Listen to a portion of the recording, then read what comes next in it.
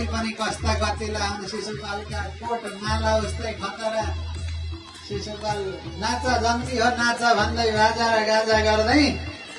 शिशुपाल आएर एउटा कुर्सीमा उपर खुट्टी लाएर बसे खै शिश बेहुलालाई कुर्सी लु पूर्व हो त्यहाँ दक्षिण फर्केर बसे है बेहुला ल अब त्यहाँबाट शिशुपाल आएर उपर खुट्टी लाएर बसिरहेछ अलिक सानो बजाइराख्नु ल बाजा बजिराखेको जन्ती नाचेका नाचै छन् आमा हेर्ने छोड्दिनु अलिक पर जानु कि हामीलाई कर्म गर्न दिनु अब उता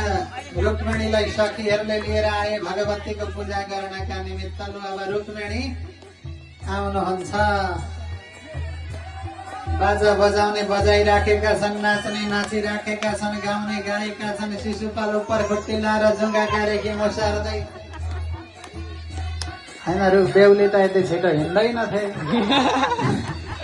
बिस्तारो आउनुभयो उताबाट रुक्मिणी लचक्क लचक्क शिशुपाल हेरेको हेरेछ आहा मेरी रुक्मिणी कति राम्री हुन्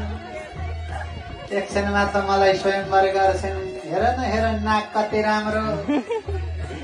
मुख कति राम्रो एकछिनमा त आएर मलाई स्वयंवर गर्छन् भनेर शिशुपाल मक्ख परेर बसिरहेछ सखीले भगवतीको पूजा गराउनु भयो यहाँ हे रुक्मिणी शिशुपालको आयु बढोस् है भनेर स्वयंवर के अरे पूजा गर्न लगाउँदा एउटा रुक्मिणी चाहिँ मनै मेरा कृष्णको आयु यसकृति बढोस् भनेर पूजा गर्नुभयो पूजा सकेपछि रुक्मिणी उता आउँदै हुनुहुन्छ सारा राजा महाराजा हेरेको हेरै छन् आहा साँच्चै राम्री हेरेछौ बुहारी त शिशुपालले भनेर सबै मक्ख परेका त्यही बेलामा कृष्ण आउनुभयो उताबाट रथ लिएर ल है कृष्णले आउनुहुन्छ रथ लिएर सबै राजा महाराजा हेरेका हेरै छन् कृष्णजी आउन्जेली रुक्मिणी यता आउनुभयो यता छोड्दैन न त्यहाँ अगाडि अलिक परतिर बसेर हेर्दा हुन्छ नि त्यहाँ आमाहरूले पनि अलिक परतिर जानु तताबाट कृष्ण आउनुभयो रथ लिएर सारा राजा महाराजा हेरेका हेरै छन् कृष्ण आएर जाउन्जेली कोही बोलेका छैन रुक्मिणीका छेउमा पुग्नुभयो कृष्ण रुक्मिणीलाई च्याप्प पक्रेर कृष्णले रथमा राखेर लिएर जानुभयो त पछाडि दौडिसकेपछि ती पछाडि बस्न उता शिशुपालले देखो ए लगो लगो लगो लगो लगो भनेर शिशुपाल कराउन थाल्यो होइन के लगो भने जन्तीले मेरो रुक्मिणीलाई लगिहाल्न नि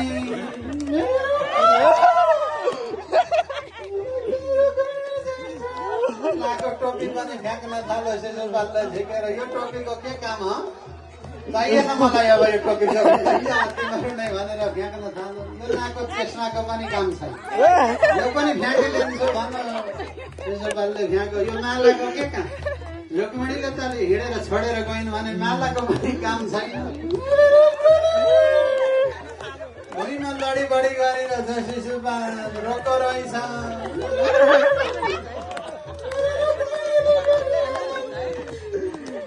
यो लाको कोटको पनि काम छैन फ्याँकिदिन्छु अब बेहुलो त हुन पाइन भने यो कोटको काम छ भने झट्टी हाने कोटको यही बेलामा त शिशुपाल रुँदै रुँदै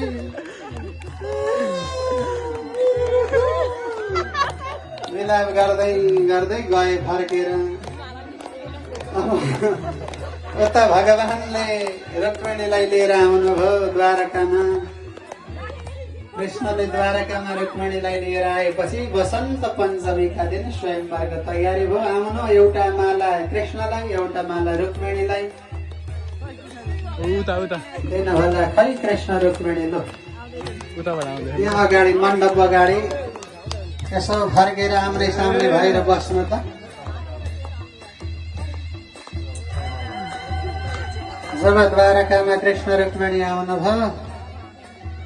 स्वयंवरको यता भव्य तयारी भइरहेको छ अब ल यता यहाँनिर उभिएर यता फर्किनु रुक्मिणी कृष्ण उताबाट यता फर्किनु आम्रे सामने भएर बस्नु हो त्यहाँ ठिक छ अब एउटा हातमा माला रुक्मिणीको एउटा हातमा माला कृष्णको सबै गोरेर तयार हुनुभयो मन्त्रोच्चारण भयो स्वयंवरको तयारी हुँदै थियो। मङ्गलम भगवान विष्णु मङ्गलम गरुड ध्वज मङ्गलम पुण्डरीकाक्ष मङ्गलाय तनोहरि। रुक्मिणीले भगवान कृष्णका गलामा फूलको माला लाएर स्वयंवर गर्नुभयो। सबैले ताली बजाए। कृष्णले पनि रुक्मिणीलाई फूलको माला लाएर स्वयंवर गर्नुभयो। आज कृष्ण र रुक्मिणीले अङ्कमाल गर्नुभयो।